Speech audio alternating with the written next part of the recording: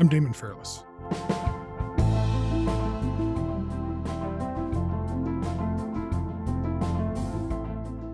Between 2010 and 2020, there were a lot of protests around the world, all of them pushing for change. In Brazil, millions of people hit the streets in Sao Paulo and Rio to fight extreme inequality. In North Africa and the Middle East, during the so-called Arab Spring, people rose up hoping to topple dictators. Listen to that crowd. That's what they've been waiting for. Hosni Mubarak has gone. And while a lot of these movements started off full of optimism and promise, and sometimes resulted in major change, in the years that followed, a pattern emerged. The leadership in those countries often went in the very opposite direction from what protesters initially hoped for. The far-right candidate, Jair Bolsonaro, has won Brazil's presidential race. Overnight, the high hopes of the youths who'd led the January 2011 revolution turned into frustration. Thousands were killed or arrested in a crackdown on Muslim Brotherhood protesters at Rabaa Square in Cairo. What made the 2010s so ripe for mass protest movements, and why did almost none of them work out the way the people behind them intended? That's what journalist Vincent Bevins tries to answer in his new book. It's called If We Burn: The Mass Protest Decade and the Missing Revolution. He joins me today.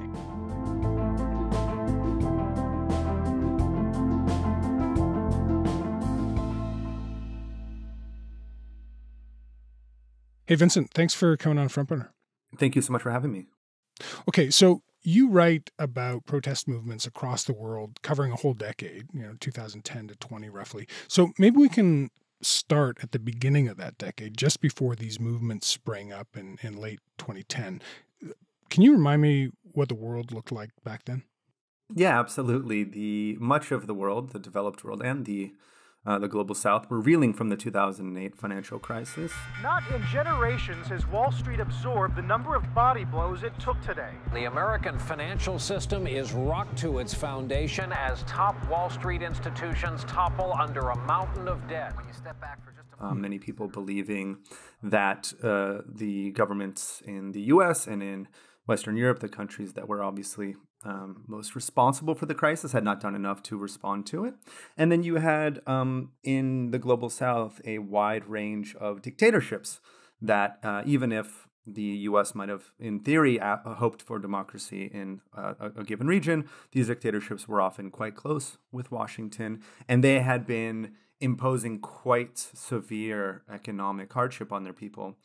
In North Africa, specifically, is where I'm thinking about. And then in Latin America, you have a very different scene where certain governments are putting together democracy for after the fall of dictatorships in the 80s and 90s, which were also backed by the United States during the Cold War.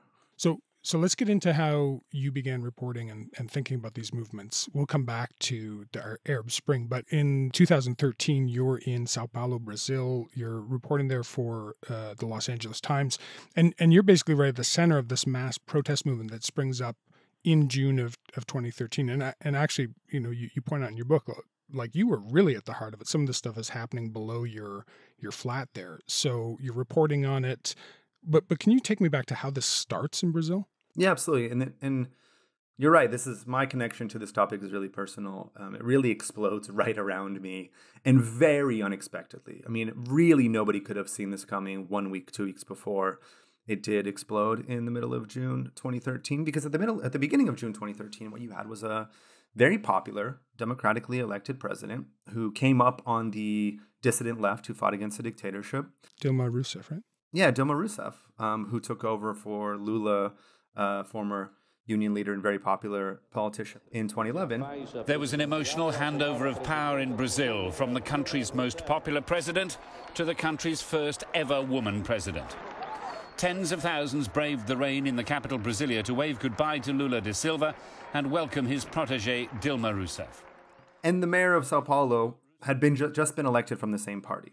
So what happens in June is that a small group of leftists and anarchists, and in the book I describe their history, I describe who they are. They are really seriously committed, idealistic activists. They really want to make life better for working class Brazilians.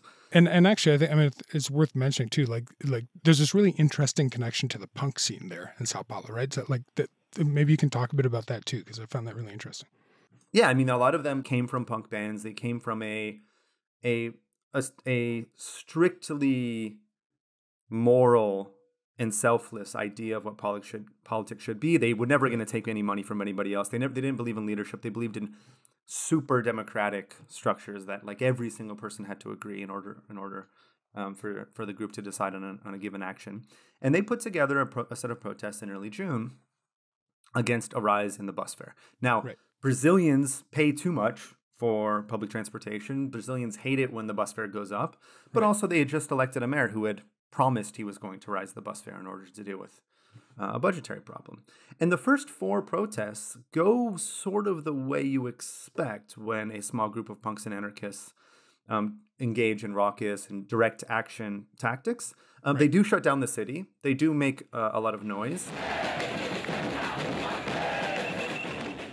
They do cause disturbances to the government and to the police, but mainstream opinion, at least opinion in the dominant media of Brazil, is very much unconvinced of the validity of their struggle. Mainstream media in Brazil calls for a crackdown on the protesters.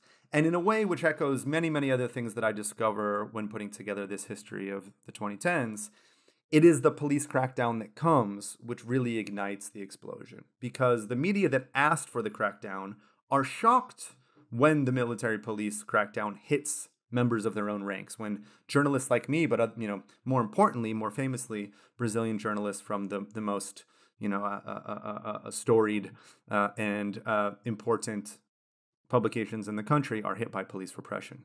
Right, it shocks them, right? Yeah, absolutely. And they switch. They switch from the morning of June 13th saying the cops need to clear the streets of these punks and these anarchists. These kids have no right to impose their will on society, to 12 hours later saying, actually, this is a patriotic uprising in defense of the right to rise up in defense of things. They're not quite sure yet why it's good, but they know that this is now a good thing. And in this next phase, as millions of people flood into the streets, there is this fight over what it means. A loosely knit movement is now growing to take on larger causes.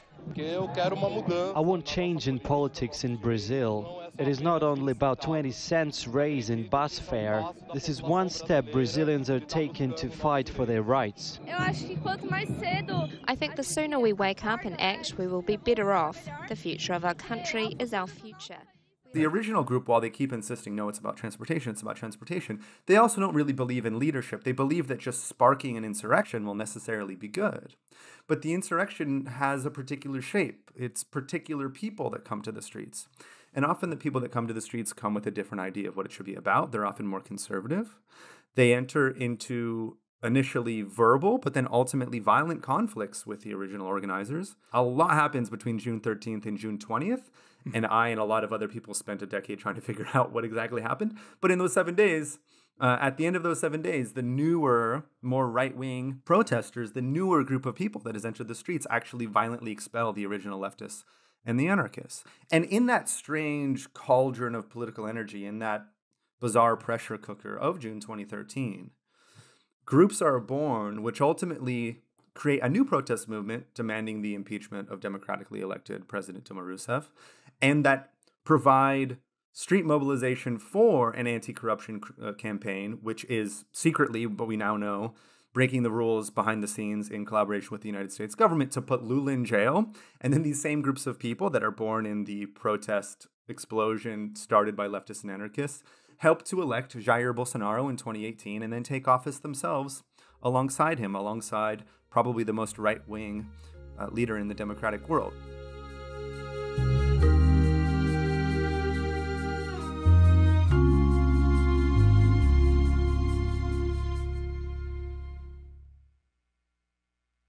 We've got this protest in Brazil that starts, this fairly focused. It's a protest against a hike in bus fare. But then it quickly grows into something beyond, I think, beyond anyone's prediction, beyond anyone's control. It becomes very chaotic. It's hard to see all of the players that are attracted to it. And then on the other side of it, it's been essentially co-opted. That's the process you're talking about. Yeah, and this is one you can generalize across many countries in the decade as well, is that there is an initial demand, which perhaps does not matter to that many people. It is something that motivates some section of the population, but it is not something that most people are ready to carry out a revolution about.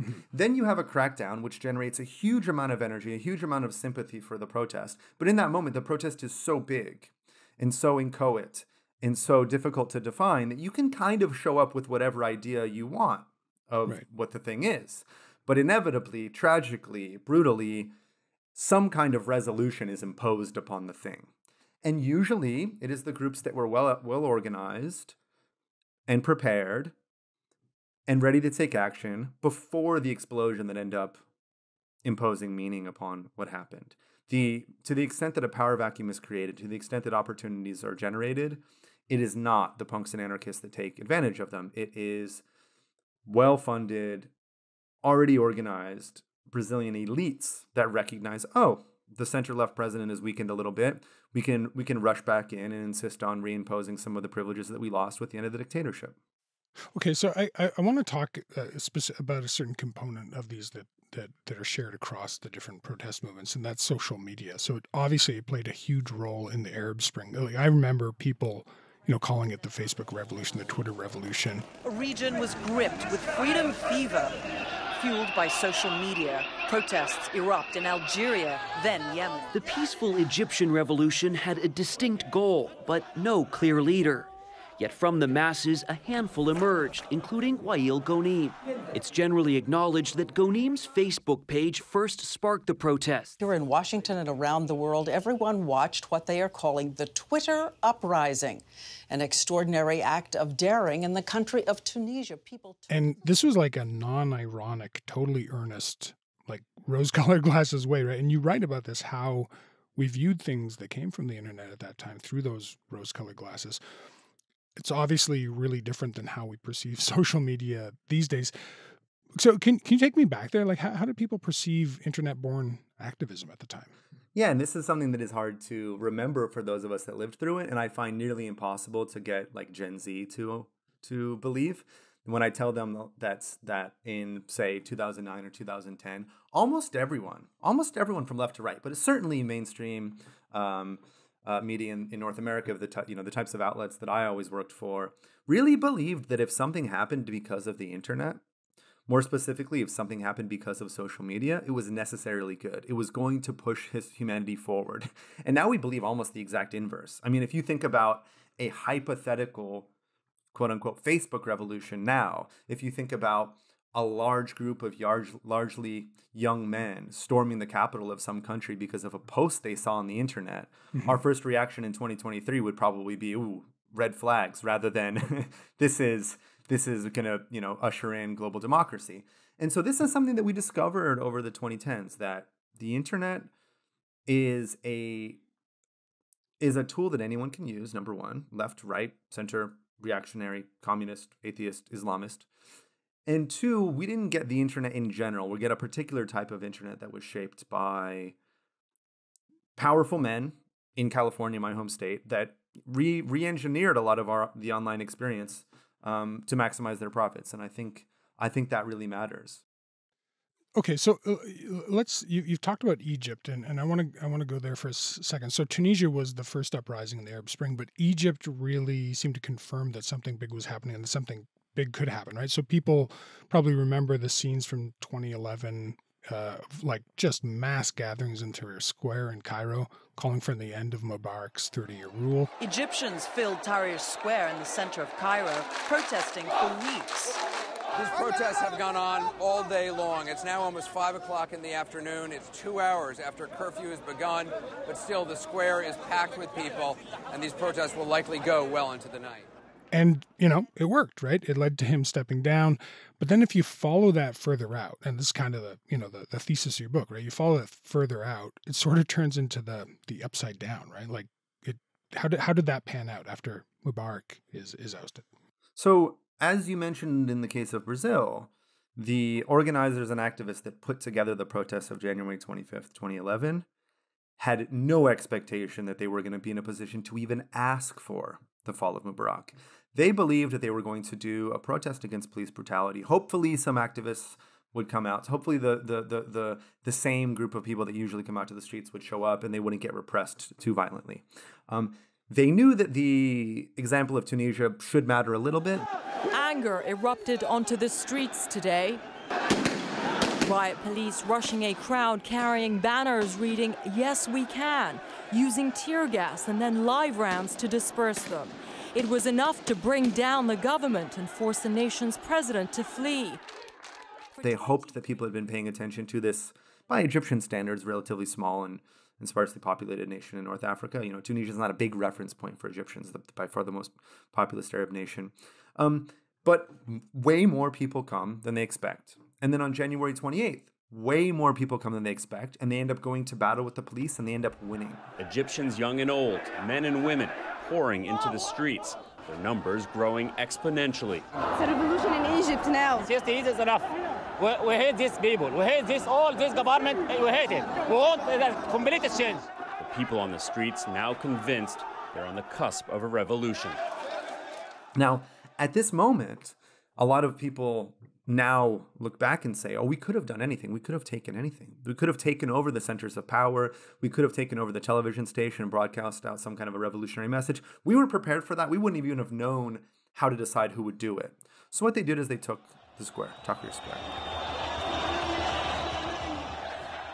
And those images are incredibly inspiring. And if you look back on them now, even knowing how it all ends, it's very easy to understand why so many people around the world found this to be such a powerful movement of Egyptians from different classes, different religions, rich, poor, old, young, coming together to ask for the end of a dictatorship. The way in which it actually ends, the actual concrete resolution that is imposed upon this explosion where everything is possible, ends up mattering quite a lot. And what really happens is the military seizes power and promises to put on elections. The generals say their rule is temporary and will only last until democratic elections are held. But with civil rights groups claiming scores of protesters have been detained by the army and some are being tortured, the question now is whether the military will keep their word. And as the military starts to commit abuses over the next year, the Egyptian revolutionaries only really have one tactic. They try to take the square again, but they can't reproduce the numbers that puts effective pressure on the military. They return to Tahrir Square, thousands of Egyptians, to chant the same chant of the revolution. People want the downfall of the regime. They fear the revolution is not only incomplete, but under threat. So you get the group that has been organized for a long time, the group that has been organized for longer than the Egyptian Republic has actually existed, the Muslim Brotherhood winning the elections that the Egyptian military does put on in 2012. Mohamed Morsi is the candidate of the Muslim Brotherhood. He's the first Islamist head of state to be elected out of these Arab Spring revolutions.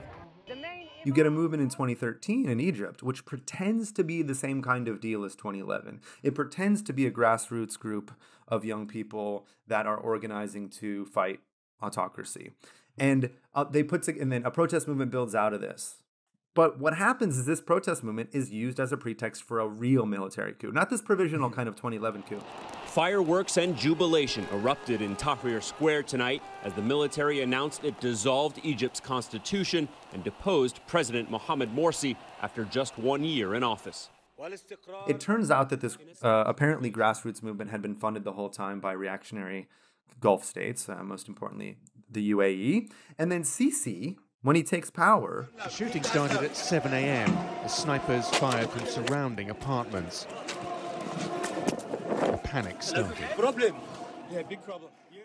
Oversees the massacre of supporters of the Muslim Brotherhood who, as imperfect as they are, as much as I don't sympathize at all with Islamism as a political project, as much as they had committed errors during Morsi's 1 year in power, were the only movement to ever win a democratic election in Egyptian history, and Sisi just kills 1,000 of them in another square, and nothing happens. So if you look at Egypt right now, you're looking at 10 years later, essentially the long consequences of the 2013 Sisi coup.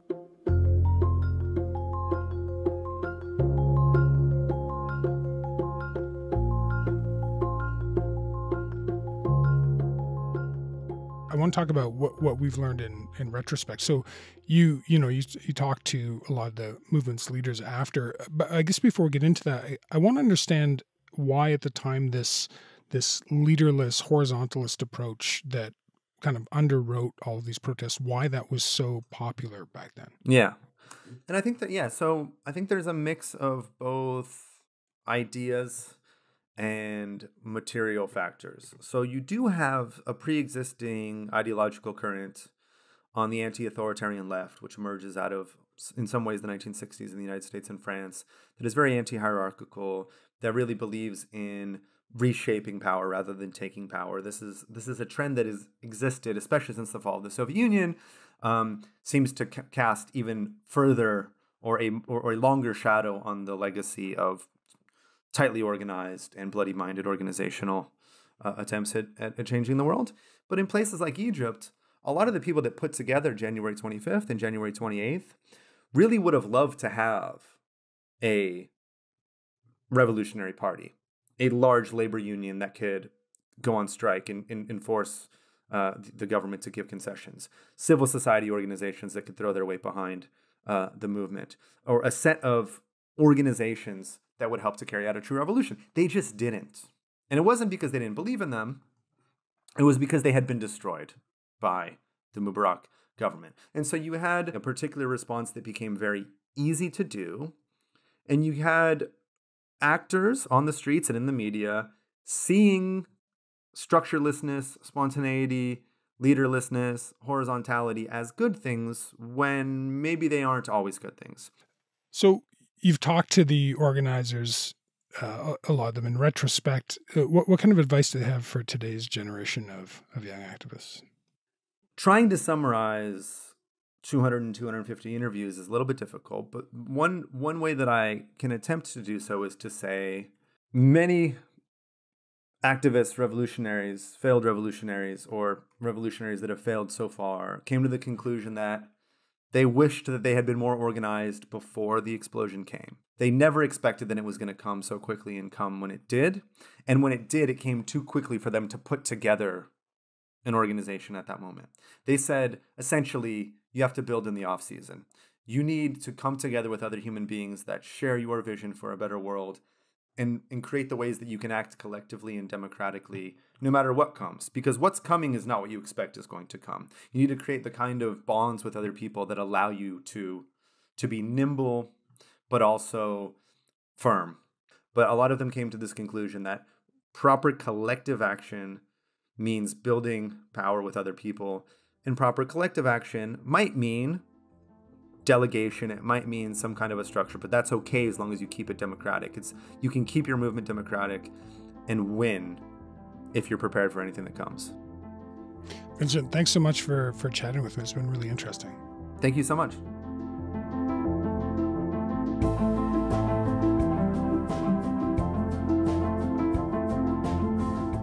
That's all for today. I'm Damon Fairless. Thanks for listening to Front Burner.